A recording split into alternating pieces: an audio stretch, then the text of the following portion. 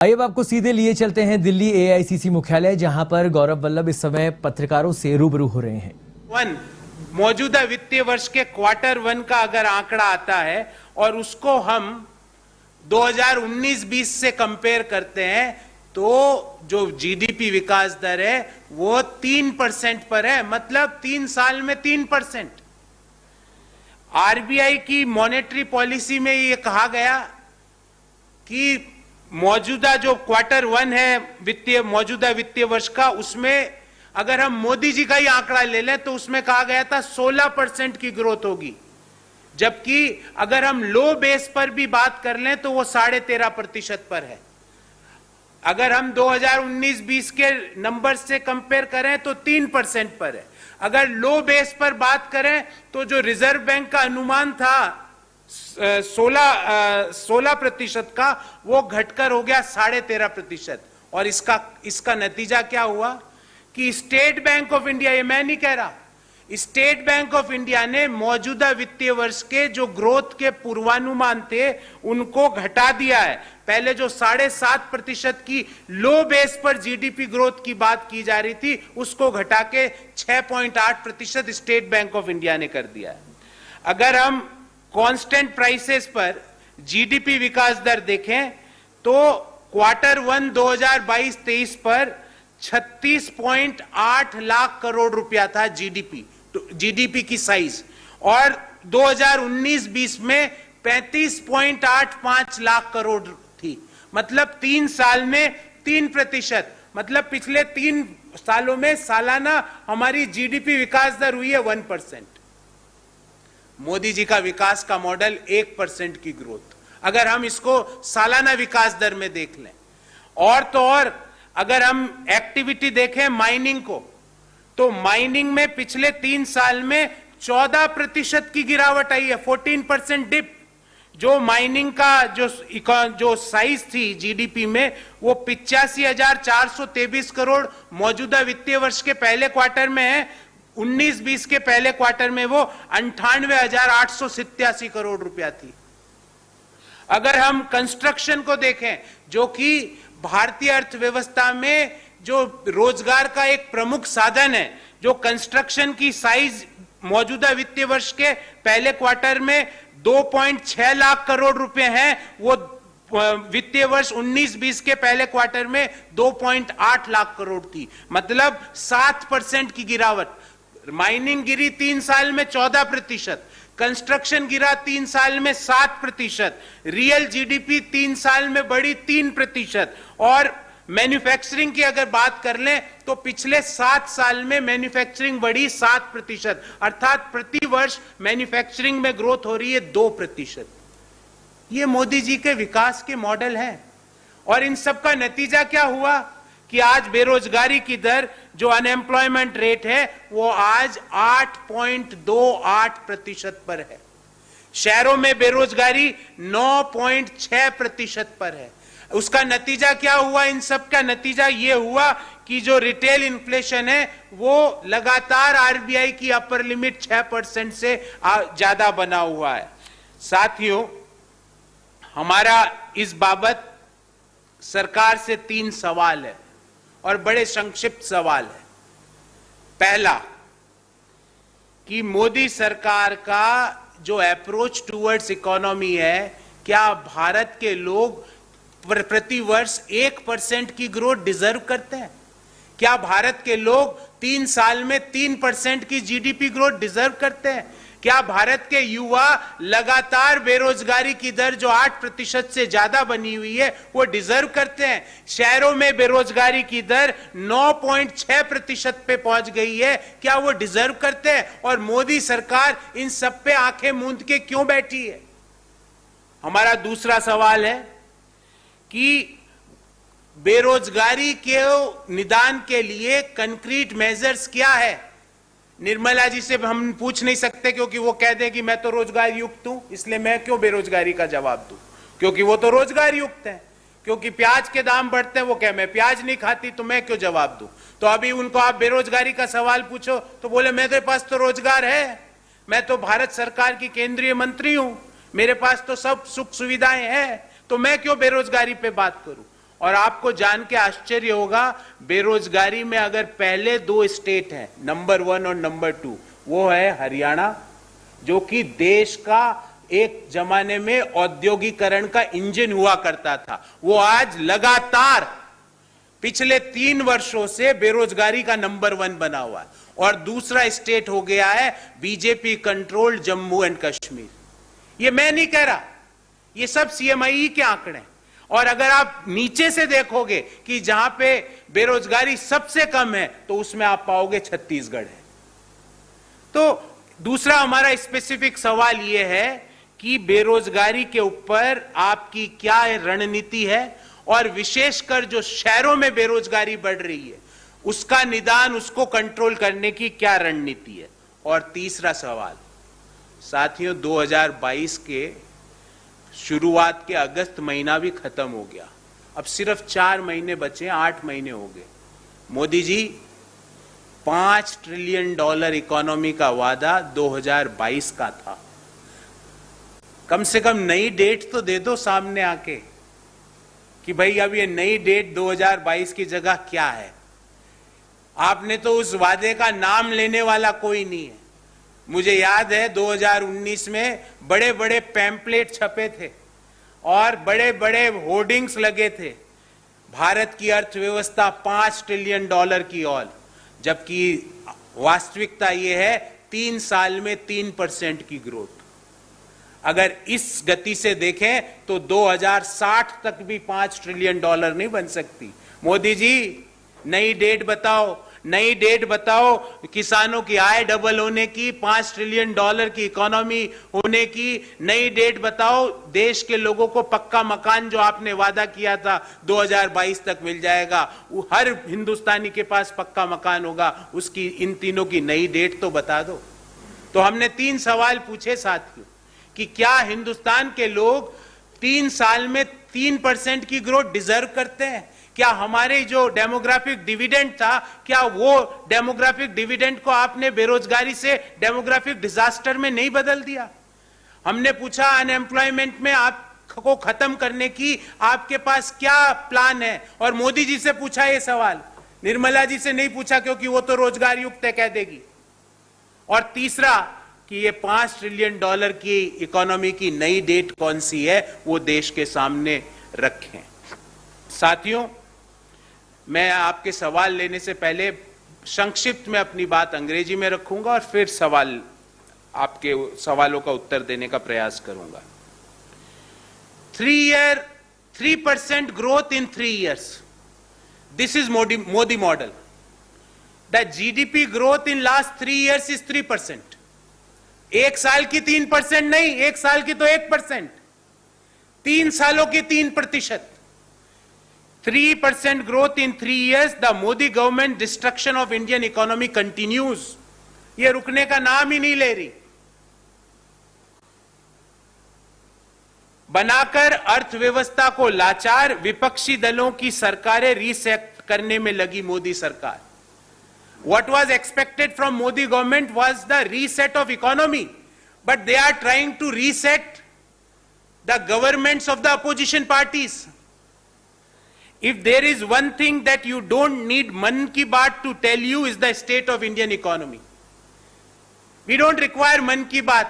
Every baat is out in public. Indian rupee has fallen to 79.7 rupee a dollar. The unemployment rate in August 22 as per CMIE is a whooping 8.28%, that is highest in last 1 year. Retail inflation continues to be over RBI's tolerance band of 6%. Right now for the month of July 2022 it is 6.71%. Under this economic scenario, last Wednesday, the government had released the GDP data for the first quarter of the current financial year. While the headline management machinery of the government may push specific data points, but the truth lies when we are going to dig deeper. A true understanding of our economic position can only be made once we compare the data with pre-COVID level. Because during COVID, the base had come down. So on a low base, you can generate any number. But when you compare the numbers to the pre-COVID level, that is 2019-20 quarter one, with the current financial year quarter one, there are the alarming truths which are coming out. What is that? As per the comparison of GDP estimates, the real GDP in the current financial year first quarter is rupees 36.8 lakh crore, and pre-COVID in year 1920 the first quarter GDP was 35.8 lakh crore. In other words, in 3 years our economy had grown by size at the rate of 3%. So if we annualize the growth percentage, it is 1% a year. If we compare the mining activity in the current financial year quarter one, the size of mining activities in the GDP is rupees 85,423 crore, whereas in the year 1920 quarter one it was 98,887 crore. So mining activity in last 3 years had dipped by 14%. The construction activities got a dip by 7% in last 3 years. Mining is down by 14% in 3 years. Construction is down by 7% in 3 years. GDP is growing by 3% in 3 years. And the manufacturing had grown by only 7% in last 3 years, making an annualized growth of manufacturing at 2%. Mind it, manufacturing is the activity which generates jobs.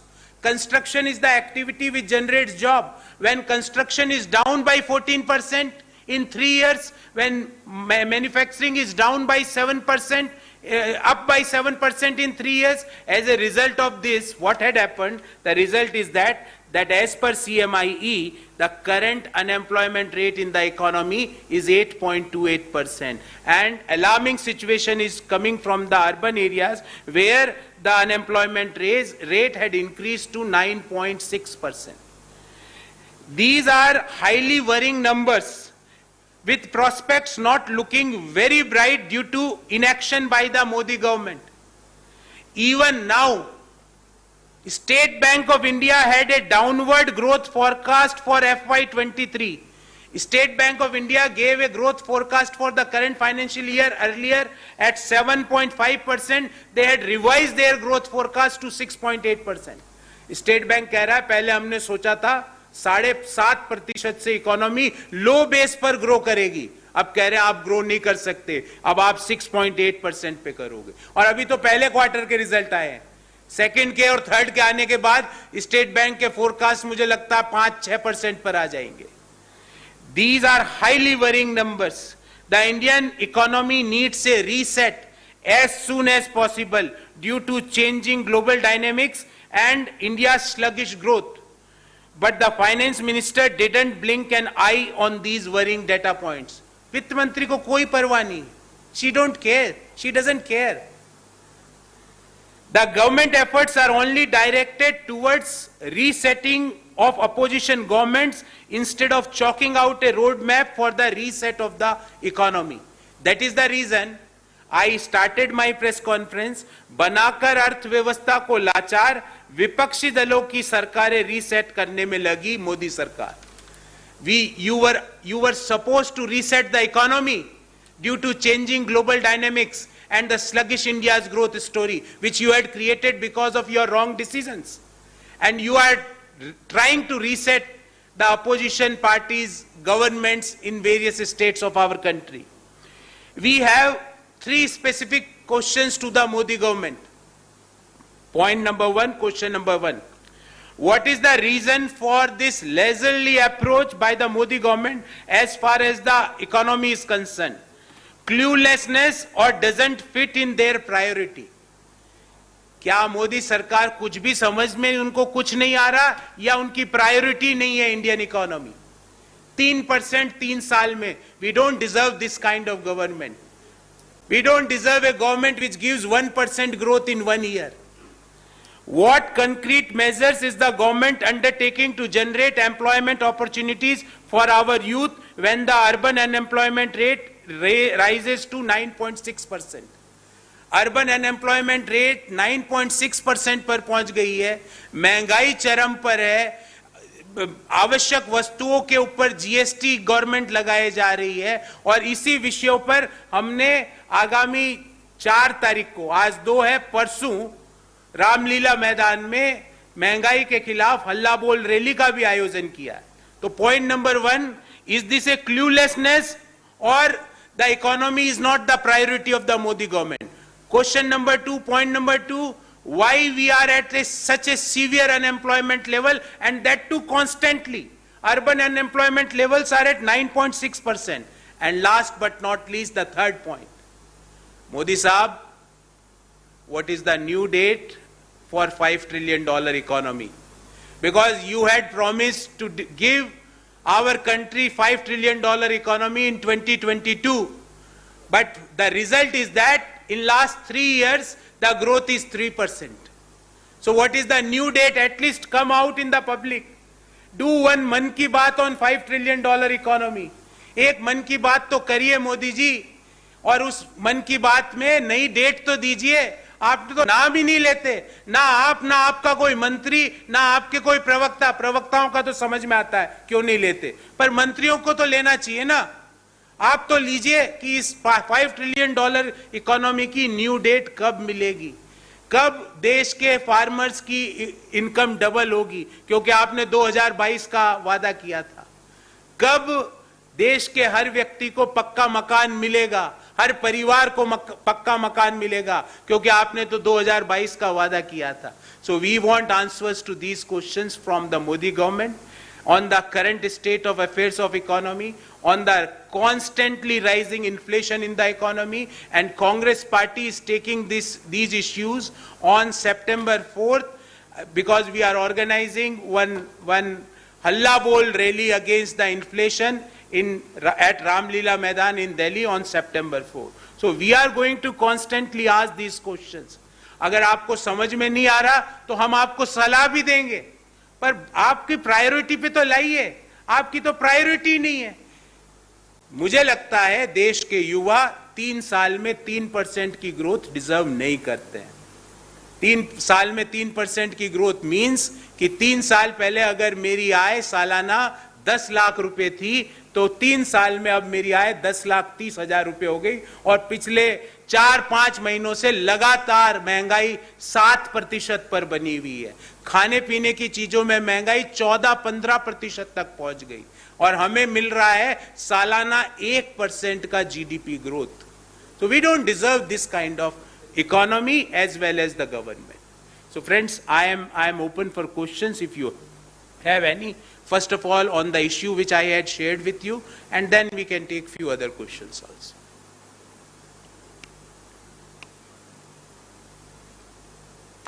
No questions?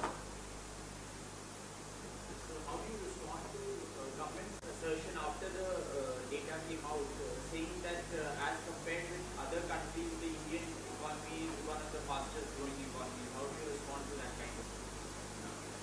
With which country we should compare? Does government wants that we should compare ourselves with Somalia? Is the government interested that we should compare ourselves with Pakistan? Is the government interested to compare our economy with Sri Lanka? I'm sorry, we are not here to compare our economy with countries like Sri Lanka or Somalia or Afghanistan. If you want a comparison, compare it with the emerging economies. Compare it with the economies like China. Compare it with the other developed economies. We don't want our comparison with the economies which are having a constant downturn. We don't want that thing. तो आप comparison ऐसे लोगों से करते हो जिनका economy ध्वस्त हो चुकी है। I don't like itself. मुझे इस बात से घृणा है कि कोई मेरे देश की अर्थव्यवस्था का तुलना श्रीलंका से कर रहा है। अरे श्रीलंका की इकोनॉमी तो खत्म हो गई, पर हमारी इकोनॉमी है जो हमने बनाई है, हमारे देश के लोगों ने बनाई है, हमारे युवाओं ने बनाई है, हमारे सर्विस सेक्टर ने बनाई है, हमारे किसानों ने बनाई है, हमारे मैन्युफैक्चरिंग सेक्टर ने बनाई है। And what you are delivering to them? 3% growth in 3 years. In other words, 1% growth per year. Do we deserve that growth? Does our demographic dividend or the young people of our country deserve that growth? That 3% growth in 3 years. So I don't want a comparison with government's favorite countries like Pakistan. सरकार की favourite जो देश है वो पाकिस्तान है, पर अगर मैं अपना कंपैरिजन कराऊंगा तो मैं डेवलप्ड इकोनॉमी से अपना कंपैरिजन कराऊंगा, मैं जर्मनी से अपना कंपैरिजन करूंगा, मैं स्वीडन से करूंगा, मैं फिनलैंड से करूंगा, मैं चाइना से करूंगा, मैं यूनाइटेड स्टेट्स से करूंगा, मैं श्रीलंका, अफगानिस्तान, पाकिस्तान, सोमालिया, इन देशों से, इराक, इन देशों से मेरा कंपैरिजन नहीं करूंगा. And I am asking a very concrete question that in last 3 years in construction sector there is a dip, and this is government data, there is a dip of 7% in construction activity, and construction is one of the most employment generating sector of the economy. In the mining activity there is a dip of 14%. I'm going to share this table with you. In manufacturing, there is an increase in last 3 years of 7%. Do we deserve a manufacturing growth of 2% a year? क्या हमें vote growth चाहिए थी? अरे वो make in India के share कहां चले गए, जो मेक इन इंडिया का एक मैस्कट था? आप 2% की ग्रोथ को क्या उस शेयर का अपमान कर रहे हो आप 2% की ग्रोथ करके? You are just insulting the lion. So if you want to compare it with the emerging economies, with the developed economies. Don't compare with the undeveloped economies. Don't compare it with the gone economies of the world and say we had done this, we had done this. I'm just asking a question on your behalf. कि if I am earning 1 lakh rupees in the year 2019-20, 3% growth means today I am earning 1,03,000 rupees. Does I deserve this? Mind it, in last 3 years, the petrol prices had increased by 70%, the diesel prices by 40%, the LPG prices had doubled. और आपने मेरे को कितनी growth the? 1% a year. Do I deserve that? Do the middle income group families deserve that? Do the lower income group families deserve that? Farmer is earning 27 rupees a day by doing a farm activities, और आपने कहा हमने उसको 3% growth दी. 3% कितना हुआ? 27 रुपए का. 1 रुपया भी पूरा नहीं हुआ. It's not 1 rupee also full. Do the farmers of our country deserve that growth? That is a question which we are asking. और आप बड़ी बड़ी हेडलाइन कर दोगे कि 13.5% ग्रोथ. अरे 13.5% इसलिए क्योंकि आपने पहले बिना सोचे समझे तालाबंदी करके इकोनॉमी का सत्यानाश कर दिया. तो you had a contraction in the economy. So because of contraction there is a low base. Now you are generating numbers on low base. That is not fair. If you want to compare the current state and size of the economy, compare it with the pre-COVID level. Compare it with the FY 19-20. So if you compare the Q1 of FY 19-20 with a Q1 of FY 22-23, there is a growth of 3% or less than 3%. I am generous to give 3%. It is 2.8%. But I'm just rounding off the numbers to 3%. So do the young people of our country deserve 1% growth? क्या हम में ये deserve करते हैं? तो ये थे कांग्रेस प्रवक्ता गौरव वल्लभ, जिन्होंने आज प्रेस वार्ता करने के बाद केंद्र सरकार पर सीधे तौर पर निशाना साधा. जीडीपी से लेकर बेरोजगारी से लेकर तमाम सवाल खड़े किए. साथ ही उन्होंने सीधे तौर पर बात कही कि जितने भी जो सबसे ज्यादा बेरोजगारी वाले राज्य हैं वो केंद्र सरकार के पोषित हैं और वो बीजेपी के अधिकार क्षेत्र में